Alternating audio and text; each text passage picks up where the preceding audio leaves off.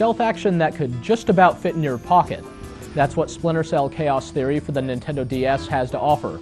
On paper, the game sounds fantastic. Like previous versions of Chaos Theory, it's got a full-length single-player campaign starring ultra-secret operative Sam Fisher, as well as both a cooperative and a competitive multiplayer mode. Unfortunately, Chaos Theory falls flat in the execution. Just take a look at this frame rate and try to imagine having to fiddle with the touchscreen for camera controls while maneuvering your character with the D-pad and buttons. The developers ambitiously attempted to squeeze the Splinter Cell experience onto the Nintendo DS without making any significant changes to the formula, and as a result, things just didn't work out well. Yes, you've got all kinds of different moves and abilities at your disposal, but the controls and the frame rate just take an awful lot of getting used to, and even if you do get accustomed to them, they still tend to drag the experience down. Frustrating level designs also force you to memorize layouts and placements of cheap booby traps, whereas previous versions of Chaos Theory offered a more free-form feel that was less punishing. Between the inherently tough levels and the lack of much of any visual punch, the game doesn't do much to draw you in or to keep you glued.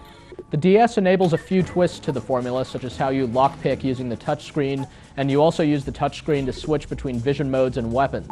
Still, simple actions like sneaking up behind a guard or lining up a shot can take a surprisingly long time to get proficient at. The multiplayer portions of the game suffer from the same issues and also require multiple game cartridges, so they're not likely to wow you either. For what it's worth, big fans of Sam Fisher and the Splinter Cell series might appreciate some of the other differences between the DS game and previous versions.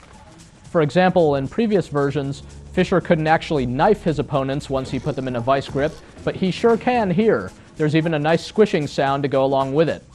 Also, though the game follows the same storyline as previous versions of Chaos Theory, some of the events and dialogue are different, so it'll keep you guessing. You'd have to be a pretty hardcore Splinter Cell fan to fully appreciate this game, and in fact, you'd probably have to be part of a group of hardcore fans, since you'll need from 2 to 4 copies of the game to get the most out of it. Sure, it's not reasonable to expect the Nintendo DS version of Chaos Theory to look as pretty as the Xbox or PC versions of the game, but the DS seems like it could do a lot better than this, and so could you for that matter.